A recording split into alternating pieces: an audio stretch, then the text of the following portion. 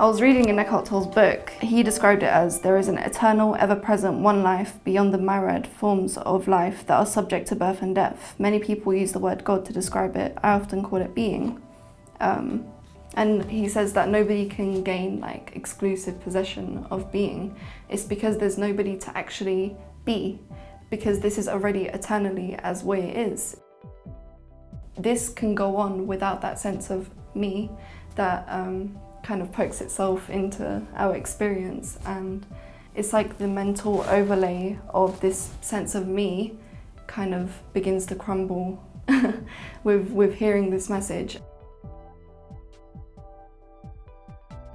I feel like when you hear this, when you hear about presence, if you hear it, then you can't unhear it, because once you hear it, then that means that there's that level of presence there to be able to, like, I don't know, respond to that opening. And presence is arising as this sense of me as well. The presence is arising as suffering. So, you know, there is no separation between me and not me, because there is no not me to experience the me going away, you know?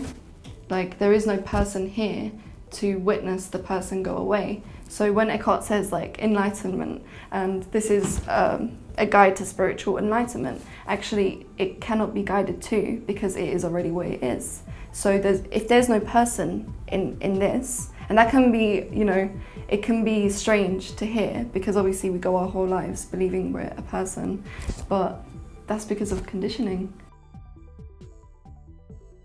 I felt like I was suffering a lot as I was growing up. I felt very socially anxious, very, like, the thoughts of, like, I would just constantly be projecting myself onto other people watching me. So I was just very scared to, like, move or to interact or to do anything. And, you know, secretly behind closed doors, I was always into this kind of thing. I even got into it through, like, quantum physics at one point, because there was a CIA paper called the Gateway Project that kind of explained this in a scientific way. And then I had quite a strong realization, and that kind of led me to seeking. And what the seeker does, so what the person does when it hears this message, is what it tries to do is it tries to gain something from it. It tries to see what I can gain from it. And obviously, I feel like the people that come across this message, they can sense the power in it, and they can sense, but sometimes the me can take that as like, you know, I'm trying to reach something, I'm trying to reach enlightenment, I'm trying to gain this awareness, but there's truly nothing to gain. Once that sense of me drops away, the stories drop away, because it's all just stories, like the stories of me, the stories of what I'm gonna do, the stories of where I'm gonna go, and the stories of what I've been through. All those stories, with them dropping away, you almost, you know, people drop away too sometimes. People that are, I guess, not aligned with you at that moment. People dropped away for me. You know, I guess nothing really changed physically, but because there is no one to really perceive that change. It's just this. Because when there's nobody, like, it's like even the illusory sense of perceiving change, that's coming from the me. That's like, oh, this was like that before, and now this is like that now. The commentary is less abrupt. It's just kind of like, it's seen for what it is, and, you know, even when that sense of me appears to arise, you can hear it from your voice that it's not pure to this. It's not that it's not pure to this because it's arising out of this, but it's just that there's an awareness that, like, that doesn't matter, you know? It's all empty stories. It's all empty stories. This is just emptiness. What Eckhart is pointing to when he says the pain body is that sense of me that's suffering. It's the sense of me that's experiencing all these things, and it reinforces itself through its own suffering. It reinforces itself through pain and through blaming people and through, you know, all its elaborate stories about how it's experiencing pain.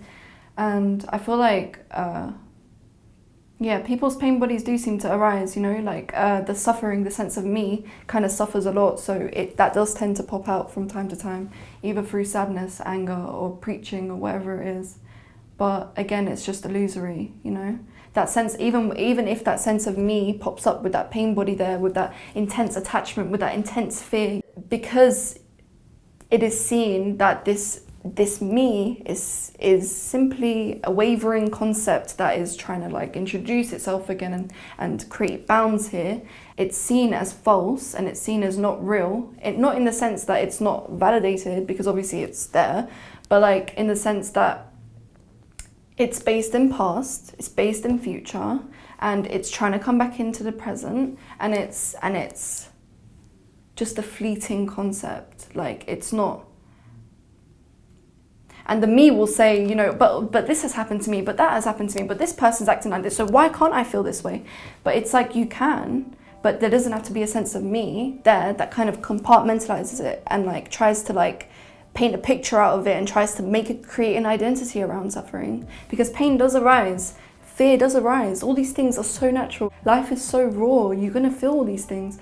And you know, I guess the problem is that we are afraid of our own suffering. We're afraid of feeling these emotions which are so raw, so natural.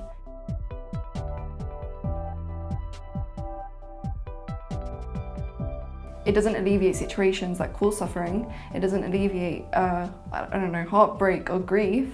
It just, there's not that strong hold of a person that experiences that on like a linear level, where it's like being affected by all these, I don't know, components of life, because it just is seen that the person is just not real. It's a concept that has been created, and it's like echoes in this. It's all echoes in this space that we call being aware. So I'm going to read a poem by Tim Kliss. It says, "Stories are not the problem. The problem is the stories being real and true and mine. It's not really that the stories disappear or fall away. It's that all the stories are just stories. What I call my story is no more real, no more significant, no more important than yours. Stories never belong. They were never about me or you or us or them. In the telling of the stories, it's all stories, just beautifully empty stories."